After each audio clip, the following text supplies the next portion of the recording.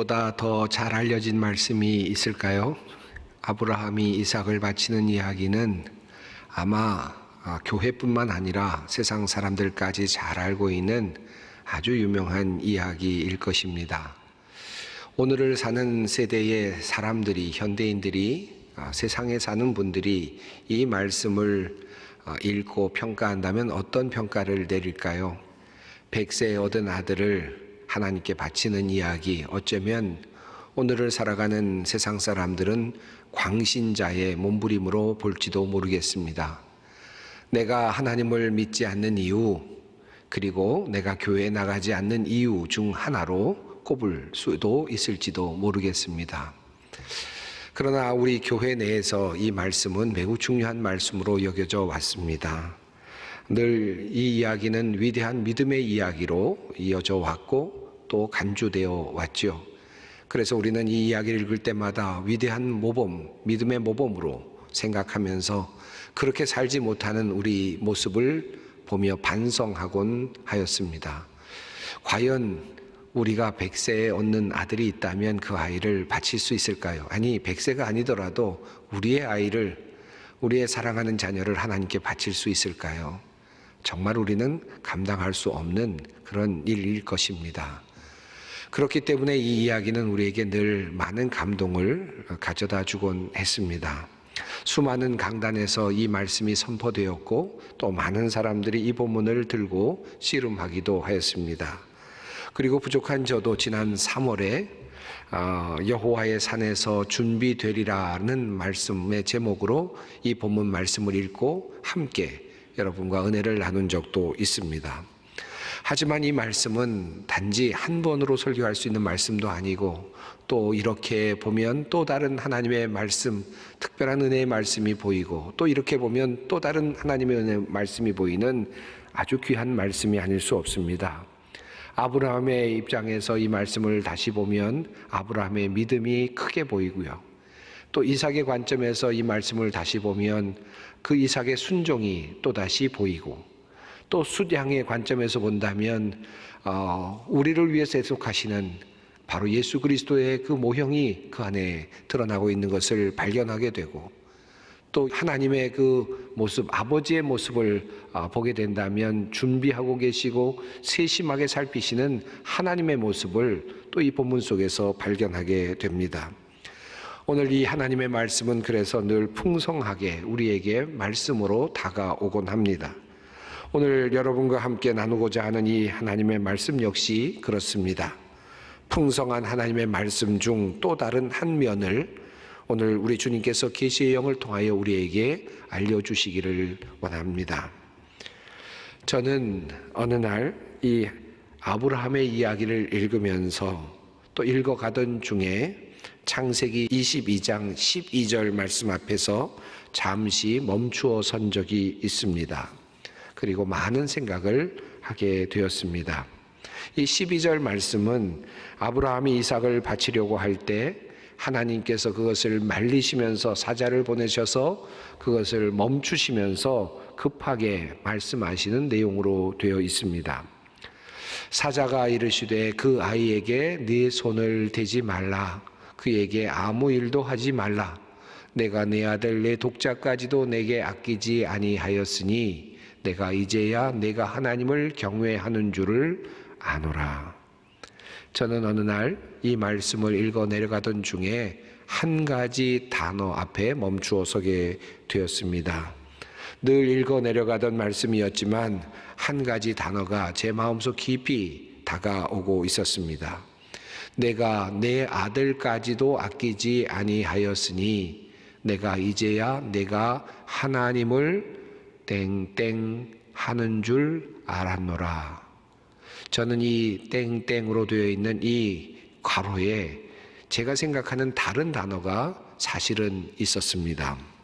저는 늘 이 말씀을 읽을 때마다 이 괄호 안에 이런 단어가 있다고 생각하며 이 말씀을 읽어 내려오곤 했습니다. 첫 번째는 이런 단어였습니다. 내가 내 아들까지도 아끼지 아니하였으니 내가 이제야 내가 하나님을 사랑하는 줄 알았노라. 이렇게 읽어 내려가면서 하나님을 사랑하는 줄 알았노라 라는 말씀으로 그 말씀을 이해하곤 했습니다. 또 때로는 이 말씀을 읽어 내려가면서 내가 내 아들까지도 아끼지 아니하였으니 내가 이제야 내가 하나님을 진정으로 신뢰하고 믿는 줄 알았노라, 이런 말씀으로 이해하고 이 말씀을 읽곤 했습니다. 그런데 이 말씀을 읽어 내려가다 보니 이 괄호 안에, 이 땡땡 안에 다른 단어가 있다는 사실을 알게 되었습니다. 그것이 저에게는 매우 큰 충격이었습니다. 성경은 그 안에, 그곳에 사랑이라는 단어가 아닌, 신뢰라는 단어가 아닌, 믿음이라고 하는 단어가 아닌 전혀 다른 예상 밖의 단어를 넣어 두셨습니다. 여기서 사용된 히브리어 단어는 야레입니다. 성경은 한국말로 경외라는 말로 번역했습니다. 이것을 다른 말로 표현하면 두려워하다라는 말로 풀 수 있습니다. 다시 말하면 하나님께서 아브라함에게 내가 내 독자 내 아들을 나에게 아끼지 아니하였으니 내가 나를 두려워하는 줄을 내가 이제 알았노라 라고 주님께서 말씀을 하시는 것입니다. 아브라함이 하나님께 아들을 바치게 된 근본적인 이유를 하나님께서 지금 말씀하고 계시는 것입니다. 내가 나를 두려워하고 있다. 내가 나를 경외하는 줄을 이제 내가 알았다. 이것은 칭찬의 말씀이었습니다. 하나님을 두려워하는 마음이 그에게 있다라는 하나님의 진단이었습니다. 우리는 이 문장 속에서 아브라함의 믿음이 어디에서부터 출발했는가 하는 것을 알게 됩니다. 아브라함이 고향 땅을 떠나서, 친척을 떠나서 길을 떠나게 되는, 하나님께서 지시할 그 땅으로 가게 되는 이유도, 그리고 또한 아브라함이 이삭을 바치려고 모리아산 어떤 곳으로 올라간 이유도 모두 그 속에 하나님을 두려워하는 마음, 하나님을 경외하는 마음이 있었다라는 것입니다. 아브라함은 모리아산에서 대단한 믿음을 보인 것 같습니다. 그래서 많은 사람들이 아직까지도 그 바치는 그 아브라함의 행위, 그 큰 도박과 같은 모습에 감명을 받기도 합니다마는 사실은 그가 그렇게 하게 된 이유가 하나님을 두려워하는 데서 시작되었다라는 그 지적은 우리에게 많은 위안을 주고 있습니다. 그러나 현대인들은 하나님을 두려워하지 않습니다. 문제는 하나님을 무서워할 줄 모르기 때문에, 무서운 마음을 가지지 않았기 때문에 우리의 신앙이 자라나지 않는 것입니다. 우리의 믿음이 성장하지 않습니다. 신앙생활이란 무엇이겠습니까? 진정한 의미의 신앙생활은 내가 얼마나 하나님을 두려워하는지, 얼마나 하나님을 경외하며 주님의 말씀을 귀하게 여기며 주님을 따라 살고 있는지에 달려 있습니다. 아브라함은 그의 삶의 과정에서 바로 그 일을 하였습니다. 모리아산에서 아들 이삭을 바치려 함으로써 그가 정말 하나님을 두려워하고 있다는 사실을 입증했습니다. 그가 정말 하나님을 무서워하고 있다는 사실을 그 행위 속에서 드러내었습니다. 그것이 바로 그가 믿음의 조상이 된 이유였습니다. 하나님을 두려워하였기 때문입니다. 나는 왜 이렇게 믿음이 자라나지 않을까? 왜 나는 왜 이렇게 매일 죄에 빠지고 또 다시 죄를 짓고 그렇게 믿음이 성장하지 않을까 고민하는 분들이 있다면 마음에 이렇게 한번 솔직히 물어보시기 바랍니다.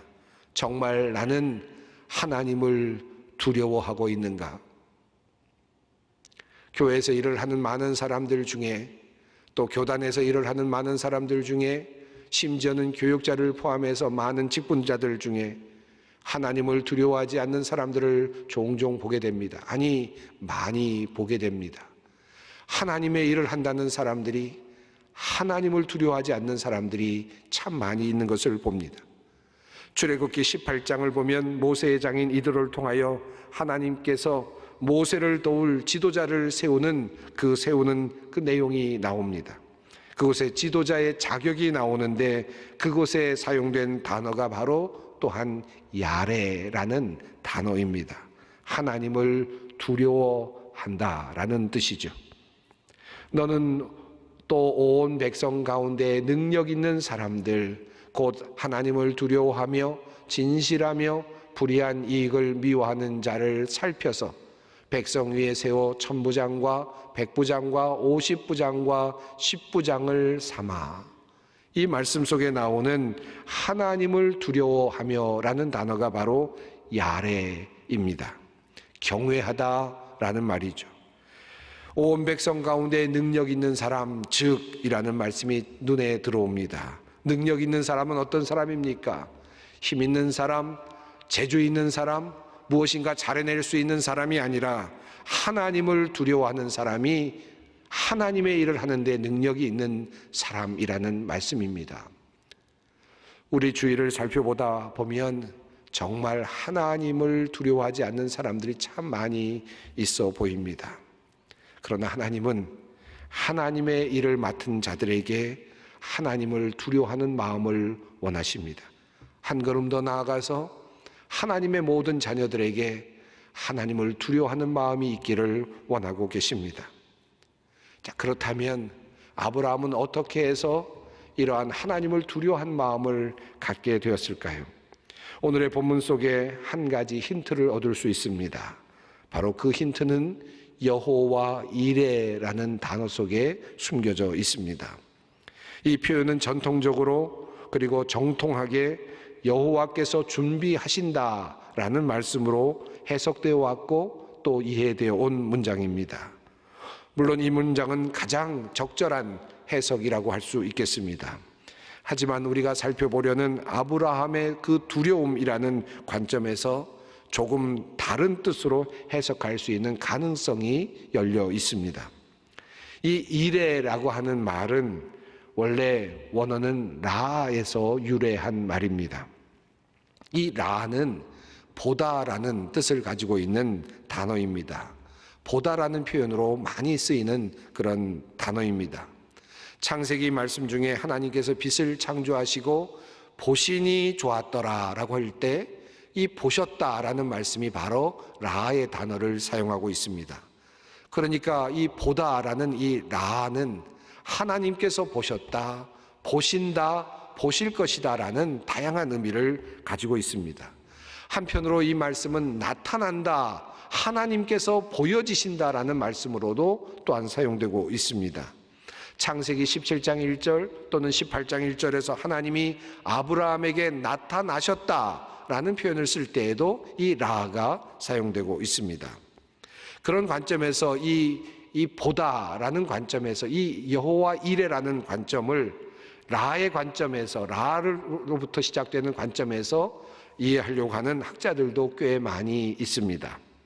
이 라라는 단어가 오늘 본문 속에 사실은 상당히 의도적으로 많이 사용되고 있다는 사실을 또 주목할 필요가 있습니다. 예를 들어서 4절 말씀, 제3일에 아브라함이 눈을 들어 그것을 멀리 바라본지라, 사실은 없어도 될 것 같은 이 구절 속에 라라는 단어가 함께 들어 있습니다.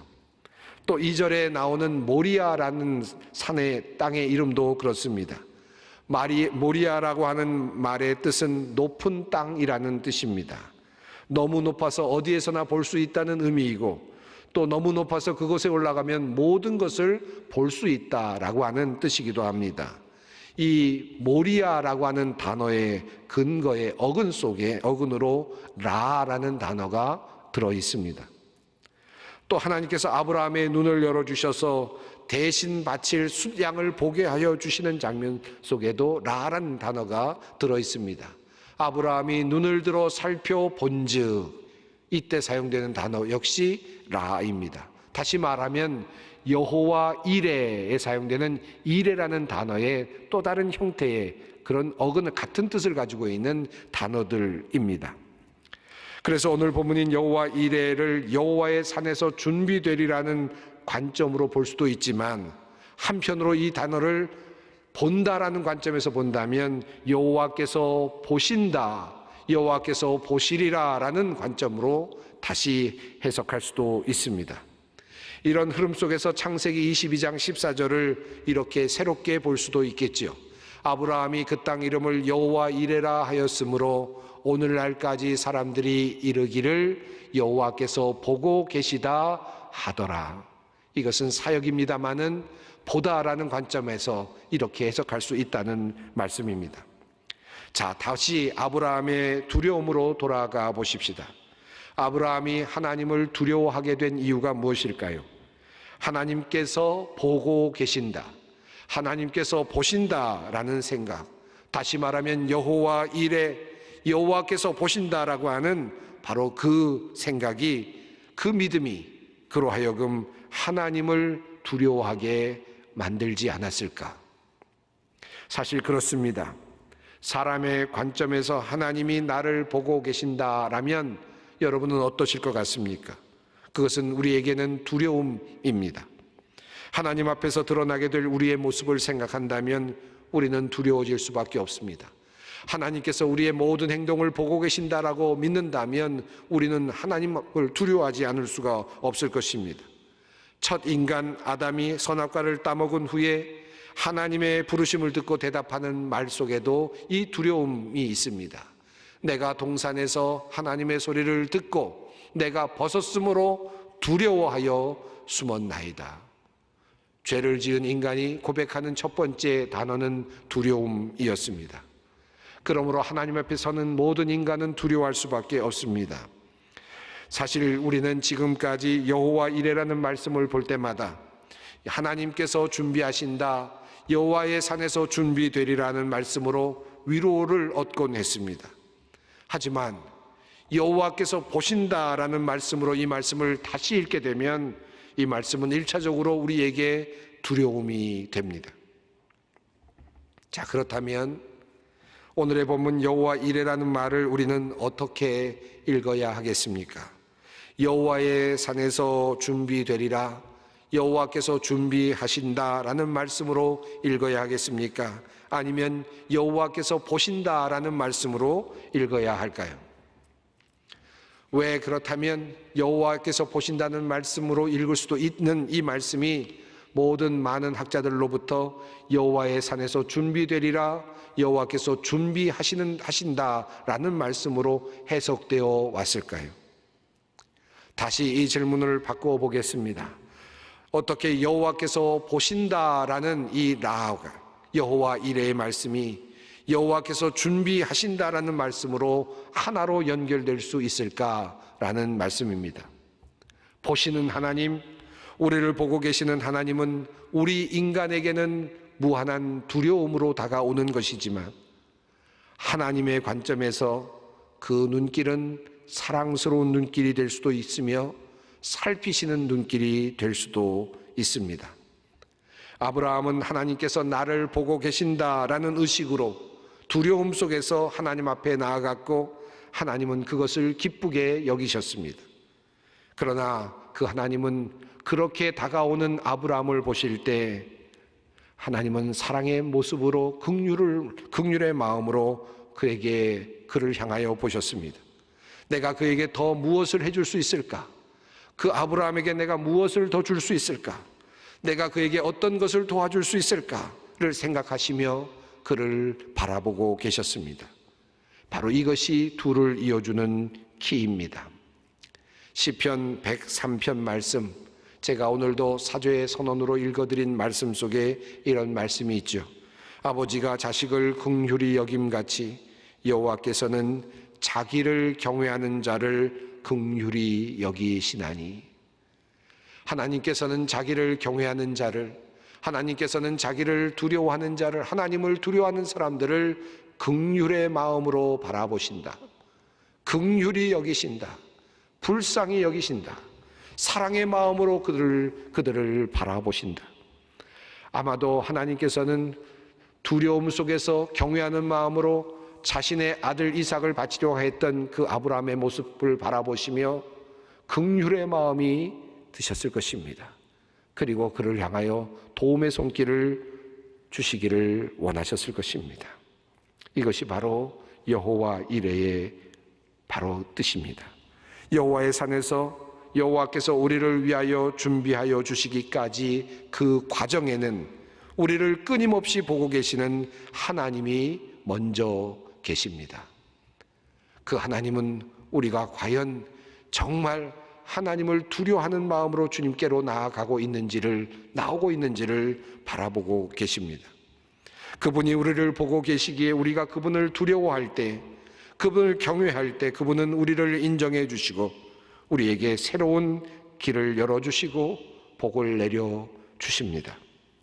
하나님의 그 사랑스러운 눈길을 잘 표현하고 있는 말씀이 바로 아론의 축복 기도의 말씀입니다. 여호와는 내게 복을 주시고 너를 지키시기를 원하며 여호와는 그의 얼굴을 내게 비추사 은혜 베푸시기를 원하며 여호와는 그 얼굴을 내게로 향하여 드사 평강 주시기를 원하노라. 하나님께서 바라보실 때, 심판의 눈으로 바라보실 때 우리는 피할 곳이 없지만 하나님께서 긍휼의 눈으로 바라보실 때 한없는 은혜, 한없는 선물을 하나님으로부터 받을 수 있는 것입니다. 경외함으로 두려움으로 하나님 앞에 서 있는 우리를 향하여 우리 주님은 그 얼굴을 비추시고 그 얼굴을 우리에게로 향하여 드시고 우리를 주목하시며 우리를 위해 일을 시작하십니다. 우리의 길을 예비하십니다. 준비하십니다. 여호와 이레입니다. 여호와 이레, 그것은 하나님께서 우리를 보시는 것으로부터 출발합니다. 그리고 결과는 하나님께서 우리를 불쌍히 여기시고 준비하시는 것으로 이어집니다. 여호와 이레, 여호와께서 보고 계신다. 그리고 사랑의 눈으로 우리를 살피신다.